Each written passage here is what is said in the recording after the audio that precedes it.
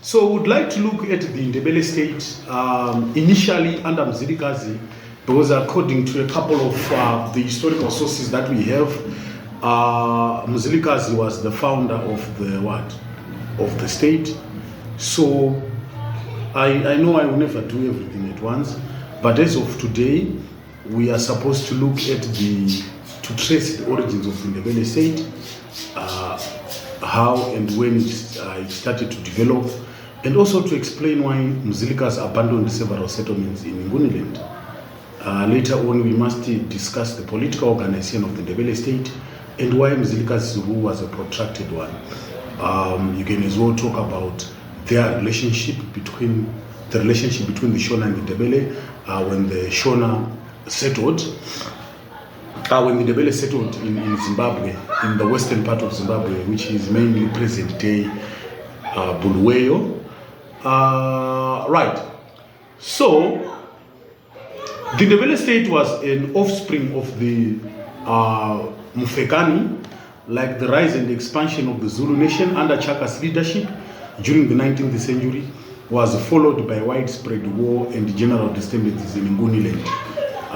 That's where there is present day Natal. I don't know where there is present day KwaZulu-Natal. I'm not pretty sure. So Mufekani means times of trouble.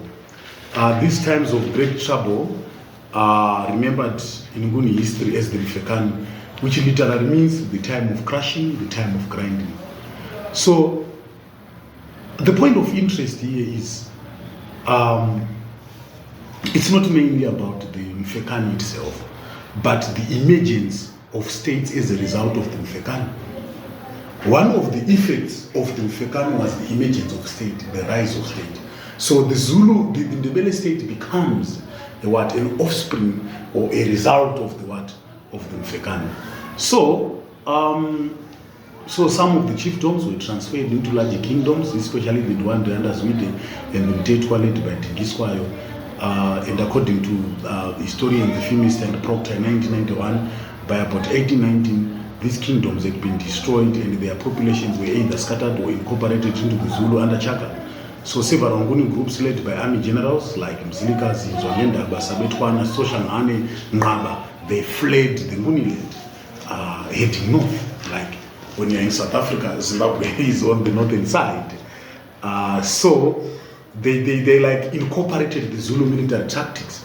They came up with the Zulu military tactics to the northern part of South Africa. Right. So Mzilikazi, that's a background that I was giving. So Mzilikazi was a product of the Mufekani. One I thought is a Chaka Waniwao. So Nidam and Mashingaidze, in 1984, they assert that Mzilikazi was born in 1795.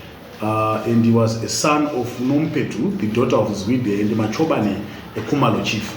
So Mzilikazi, it is believed that he grew under the Ndwandwe people, or among the Ndwandwe people, and that's where he got military training.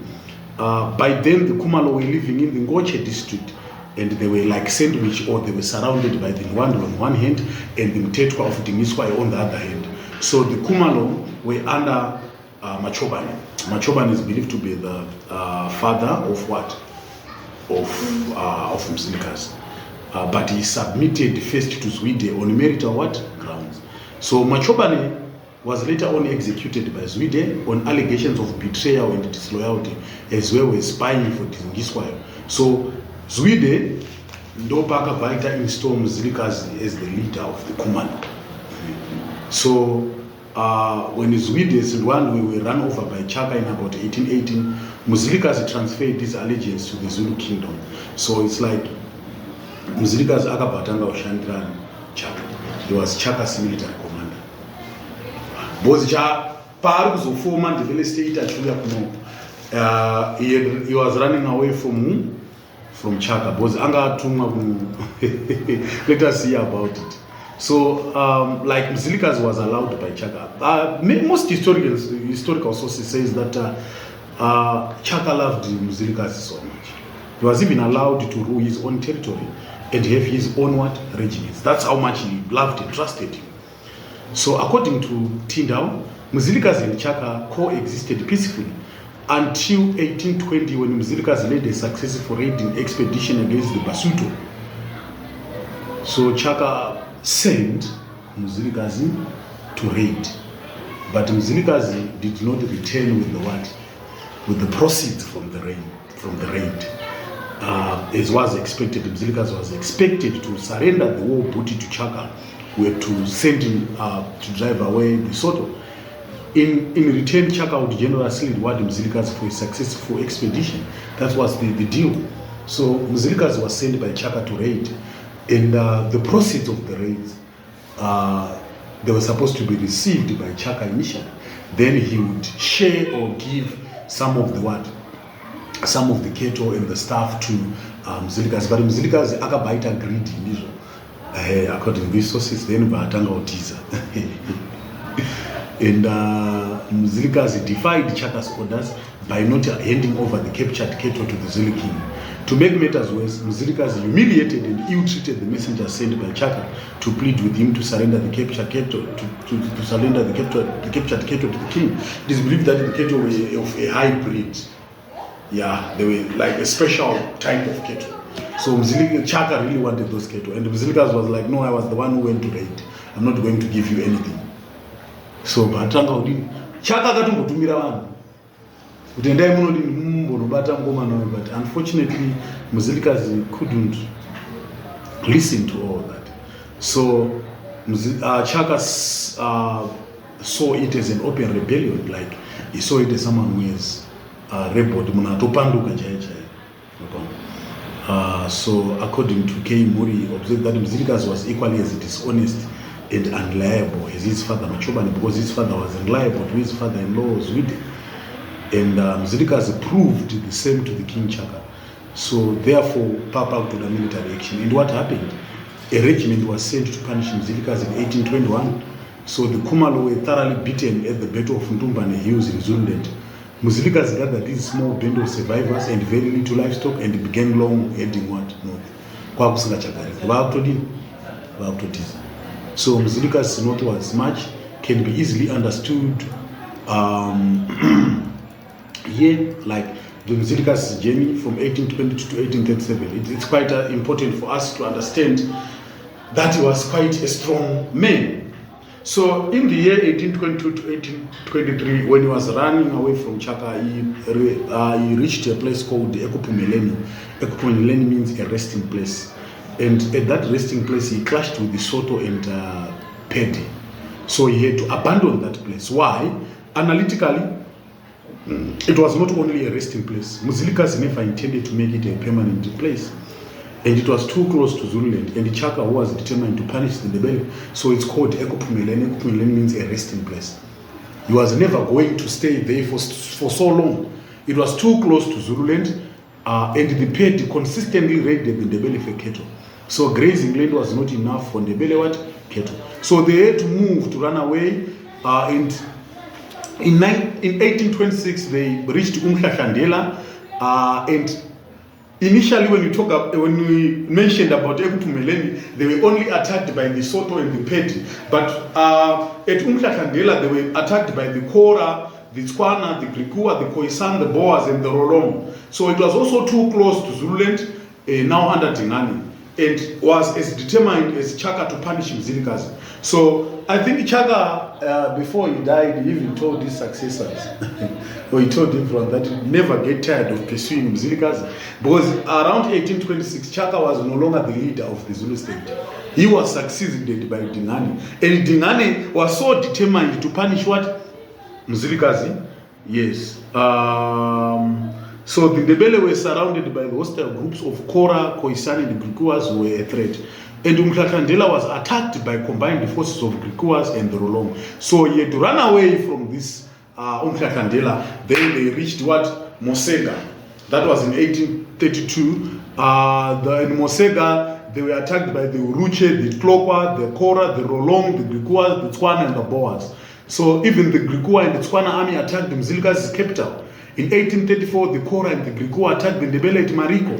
And the Boers from Port Gija's settlement also fought the Ndebele. And the Zulu army sent by Dingane attacked them at Mosega in 1832. So they had to push away. they had to push away until they reached the what? Until they reached the western part of Zimbabwe at around 1837, near 1840. And along the way, that's when Mzilikazi met Moffat, isn't it? We'll mention about Moffat later on, as we'll be touching on the missionaries and their contributions, the contribution to the colonization of Zimbabwe, because we have the Moffat Treaty to talk of. So that was in 1829. Mzilikazi signed his first treaty with the British government at the Cape. The British were represented by Robert Moffat, who later became the king's personal friend. And Phimister in 1991 suggests that by signing this friendship treaty with the British, Mzilikazi hoped to gain control of the whites against his enemies. So that was the case. So as they were approaching the western part of Zimbabwe, they like divided the group into two. They moved in two groups and followed different routes. The first group, comprising women, children, and old people, as well as the royal family members, was led by Gindwani Ndiweni, who was Mzilikazi's what? Senior induna. So this group settled at Gibitrebu near the Rosris military settlement of Nawayatumbari. Then the second group, led by Mzilikazi himself, took a westward direction through the Wati territory to raid the Kololo in Bulozi, like somewhere around Botswana and Zambia there. So Mzilikazi rushed to Gibitrebu and raged upon hearing the news that the first group had made Ngulumani the king. Was the group ran Ngulumani Dora Katanga Oshika. Then one got to Mzilikazi Abachato Ngulumani the what? The king. Yes, and Mzilikazi was not happy with that. So it is believed that Ndiweni and other chiefs who had installed Ngulumani to power were executed for treason at Ndabazi Nduna, northeast of Bulawayo. It is not clear what happened to Ngulumani though, because his chiefs, mainly his chiefs were executed, but oral tradition recorded by J. Julian Cobbing revealed that he was secretly executed, while others say that he escaped by night to South Africa when he heard about the turn of his father. So that's when Mzilikazi established his capital at Inyati, not far away from modern day Bulawayo. That's how the Ndebele state was what? Was formed. It was a migratory state. So what was the case? When the Ndebele settled, they absorbed the what? The Shona into their system. They absorbed the Shona into their system. Just as simple as that. That's what they simply did.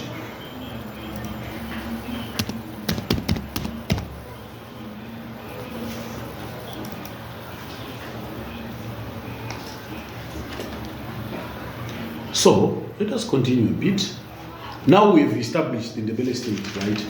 Now we've cemented the Ndebele state. This history is quite important for us to know where we'll be heading to, right? So, like I said, the Ndebele state originated from Guniland and was born out of Mfekani. The founder of this state was Mzilikazi, the son of Nombet, who was his widowed daughter, and his father was called who? Choba. So let us look at the political organization of the Ndebele state. It's quite important. The king was the head of the state, and the Ndebele title for king was Inkosi. The Ndebele title for the king was called what? Inkosi. Inkosi means a king. Right. So the state was highly centralized. This means all the powers in the hands of the kings. And you have to be careful on this. That's how they want you to analyze these structures, especially some of the questions. They might ask you whether or not the Ndebele state was centralized or dictatorial or stuff, or it was authoritarian. You have to look into that. So those are some of the points to support that notion. So the state was highly centralized. Why? The king was the commander-in-chief of the army. He was the religious leader who presided over all important ceremonies, especially the Inwala ceremony. Inwala ceremony means the festival of the first fruits. It was a ceremony which was held to celebrate the harvest, especially after harvesting. So the king had the power over life and death of his subjects. The king alone could sign treaties. The distribution of the land was the king's prerogative, that he was the chief distributor of land. It should be noted that land was not a private property of the king, though he had powers over its distribution and use. Just as simple as that. So the king was the judicial leader and could use his judicial powers to liquidate opponents in the state. And historian Corbyn argues that the king eliminated enemies where necessary, and all the chiefs were supposed to attend the Inwala ceremony. Failure to attend to the Inwala ceremony was regarded as insubordination, and it was tantamount to a rebellion. So the king was assisted to rule. That's the democratic side of the king. The king was also assisted to rule the state by two advisory councils, the Umpakati, the Inner Council, and Izikulu. So really two users. The Inner Council, the Umpakati, and Izikulu. The Umpakati consisted of the original Kumalo chiefs, those with whom he came with from Anguniland. So that is those who had left Zululand and the new Zulu military tactics. And these chiefs made important decisions, although the final decision came from the king on matters of national interest. But at the end of the day, unanimity was always the point. Like at the end of the day, they would address everything as a group. So the Umpakati represented the people in the king's deliberations, and he ruled as a king in council in major matters, like those involving war and allocation of land. Those were big issues. So the Izikulu was a body which seems to have been made up of chiefs, especially those who had been incorporated into the Ndebele state. So the kingdom is called the Ilizwe. I don't know. And this Ilizwe, the kingdom as a whole, was divided into chieftaincies under the great chiefs Induna, Ezikulu. And they were further like partitioned or divided into 4 provinces under an Induna Inkulu. So there was an Induna, then there was an Induna Inkulu. The Induna Inkulu was the one running each and every bigger province. So each province was further divided into regiments, Izigaba, which were led by Induna. So there was a big Induna called Induna Inkulu. Then under the Induna Inkulu, there were the smaller Indunas, right, who ran the further divided regiments. So the post of Indunas were not hereditary, but they were what? But they were appointees. It was not hereditary. You were supposed to be appointed from the palace. So they were given the responsibility of distributing captives and state cattle. State cattle is called Inkomo Uto. So let us stop from here, then we continue tomorrow with our social organization of the Ndebele. It's quite an interesting area, that one.